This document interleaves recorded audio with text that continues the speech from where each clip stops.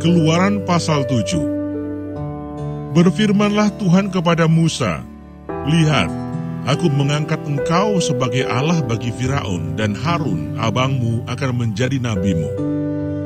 Engkau harus mengatakan segala yang kuperintahkan kepadamu, dan Harun, abangmu, harus berbicara kepada Firaun, supaya dibiarkannya orang Israel itu pergi dari negerinya. Tetapi aku akan mengeraskan hati Firaun, dan aku akan memperbanyak tanda-tanda dan mukjizat-mukjizat yang kubuat di tanah Mesir.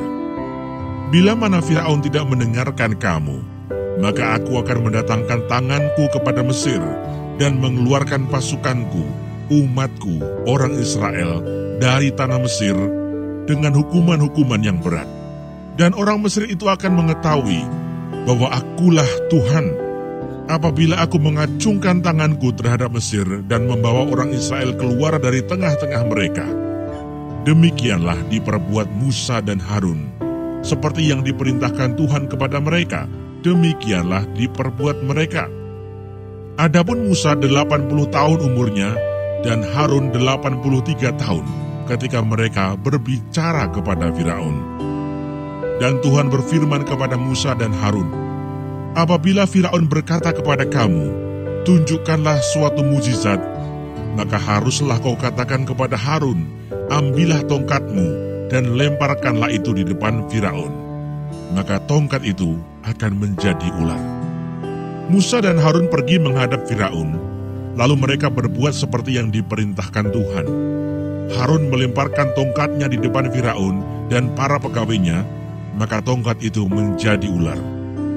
Kemudian Firaun pun memanggil orang-orang berilmu dan ahli-ahli sihir, dan mereka pun ahli-ahli Mesir itu membuat yang demikian juga dengan ilmu mantra mereka.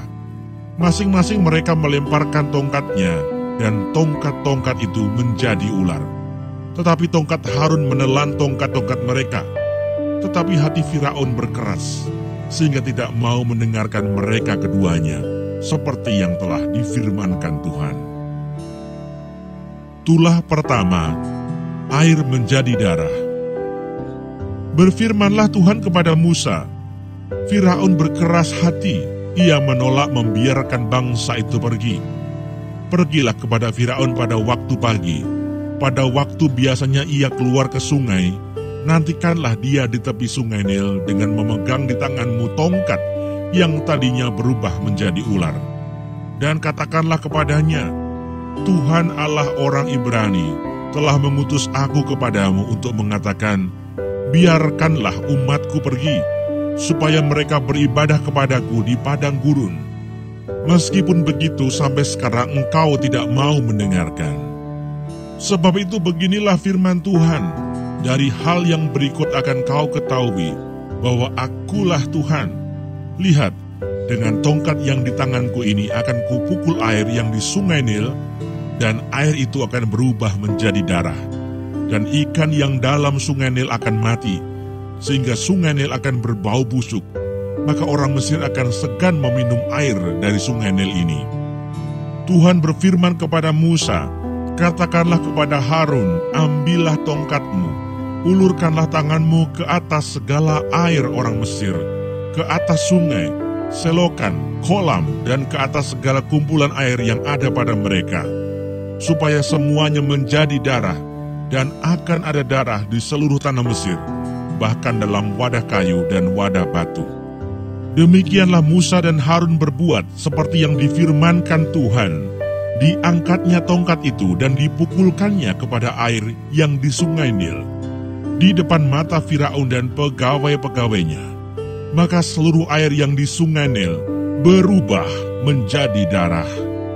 Matilah ikan di sungai Nil, sehingga sungai Nil itu berbau busuk, dan orang Mesir tidak dapat meminum air dari sungai Nil.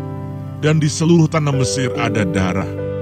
Tetapi para ahli Mesir membuat yang demikian juga dengan ilmu-ilmu mantra mereka, sehingga hati Firaun berkeras, dan ia tidak mau mendengarkan mereka keduanya, seperti yang telah difirmankan Tuhan.